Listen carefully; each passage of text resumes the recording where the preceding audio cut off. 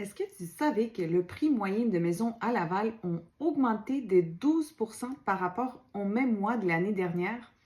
Regardons ensemble les dernières données immobilières à Laval pour janvier 2025. En fait, on observe une hausse des ventes de 35% par rapport à l'année dernière. Le volume total de ventes a augmenté de 46% par rapport à la même période dès l'année passée. C'est un signe que la demande est bien présente et stimulée par la baisse des taux d'intérêt actuels qu'on a vu à plusieurs reprises. Pour ce qui est de l'offre, elle est encore très limitée et le nombre de nouvelles inscriptions a augmenté de 18% par rapport à l'année dernière. Ça veut dire qu'il y a un peu plus d'options que l'année passée pour les acheteurs. Le prix médian des maisons maintenant unifamiliales est de 590 000, soit une augmentation de 12% par rapport à janvier 2024 et de 2% par rapport à décembre 2024.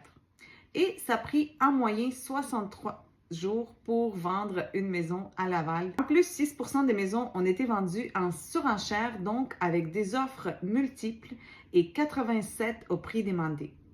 Si on divise le nombre d'inscriptions en vigueur, 635, par le nombre des ventes, 157, on obtient 4 mois d'inventaire, donc un marché toujours vendeur, l'équilibre étant entre 8 et 10 mois d'inventaire. Pour ce qu'il y a des copropriétés maintenant, le prix médian est de 425 000, soit une augmentation de 10%, et ça a pris 89 jours pour vendre un condo, soit 10 jours de plus que l'année passée. 1% des copropriétés ont été vendues en surenchère et 88% au prix demandé. On est à 5 mois d'inventaire, donc un marché vendeur où l'offre ne répond pas à la demande. Finalement, pour ce qui est des Plex, on n'a pas assez de données, assez de ventes, mais on sait qu'il y a eu 12 ventes en janvier 2025 et 119 nouvelles inscriptions.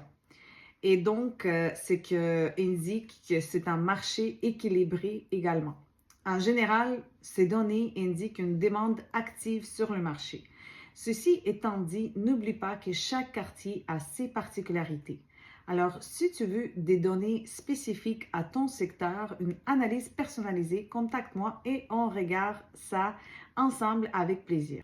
Aussi, si tu connais quelqu'un qui a un projet immobilier, partage avec lui cette vidéo. C'était ta Minute Immo avec Véro, ton courtier immobilier résidentiel. Merci et bonne journée.